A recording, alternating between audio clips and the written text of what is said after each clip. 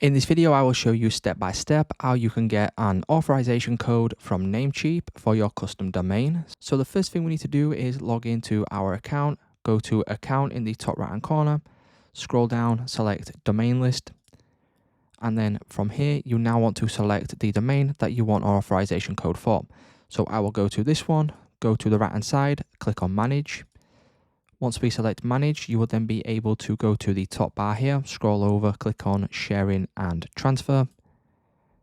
Now we need to scroll down towards the bottom. If you go down, right down to the bottom where it says transfer out, in the bottom right hand corner, you will now see an option for auth code. So this means authorization code. If we click on this button, that will bring this up. You can then select an option here. So why are you transferring your domain out of Namecheap?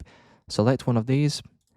And then once we do that, you can enter in comments. This is optional, so you can also leave this blank. And then once we have done this, you can then simply click on send code. Now, once you do this, what that will then do is it will send you an authorization code to your email address, which is associated with your account. So it's just that simple, guys. That's how you can get an authorization code from Namecheap.